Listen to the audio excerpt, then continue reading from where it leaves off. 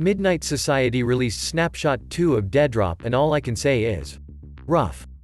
It's looking really rough. I completely understand what the team's trying to do, letting gamers backstage to see the hookers and blow before the show, but after the recent Grand Theft Auto 6 debacle, it's gonna be tough. Rockstar was the recent victim of a hacker who stole and leaked 90 pre-alpha videos of GTA 6 for the internet to see.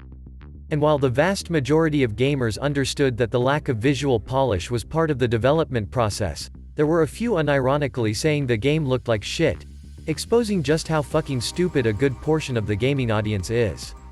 And that leads me back to DEADROP.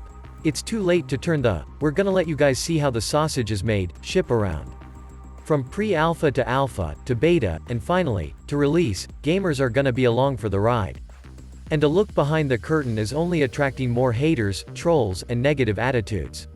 So with the understanding that these periodic snapshots are gonna be underwhelming for a while, what happened with DEADROP Snapshot 2? In the second development update, Midnight Society continued sharing their vision for DEADROP. They decided to show off a few new weapons, a garage, PvE gameplay, and a new map this time.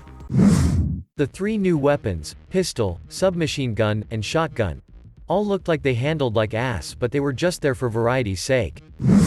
They introduced a new concept, your garage, which Doc hinted at being a gameplay mechanic that gives the player an adventurable way to get to the vertical structures they'll be battling in. Imagine getting in this bad boy and launching into the streets, the alleyways. I don't know, maybe to go there.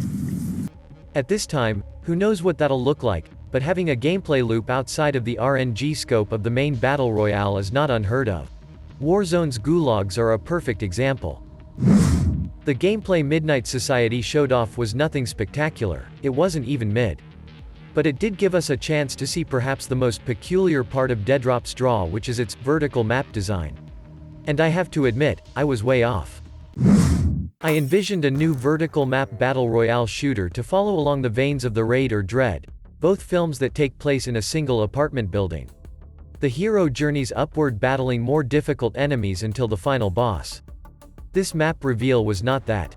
However, Dr. Disrespect did more than hint on his live stream that the single building royale is going to be key in DEADROP's gameplay loop. Just imagine we're eventually going to go there. I mean, we eventually will get to that thing. And how we get there will be an adventure. When we get there, will be an adventure. To get the fuck out of there, that's going to be an adventure.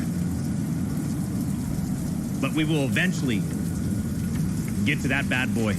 The map we did see was definitely on the upper floors and rooftops of buildings, but with a lot more horizontal room to move, like something out of Mirror's Edge. The map and gameplay were ultimately meant to show off the sandbox Midnight Society will be using to test and tune new mechanics and ideas.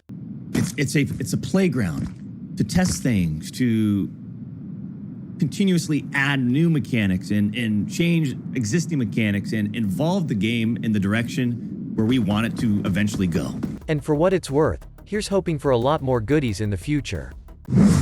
All in all, DEADROP Snapshot 2 was a key look into the development process of a video game. Bare bones, white boxed, and concept heavy. It's naive to think that anything Midnight Society will be showing off right now will inspire or drum up hype in the average gamer. For most of us who understand the dev process and want the game to succeed, DEADROP currently lives in our imaginations as we fantasize about floor-by-floor bloodbaths, a killer soundtrack, and a new style of battle royale that's sorely needed. Don't follow the pessimists and trolls, keep on dreaming, and as always, stay cool, gentlemen.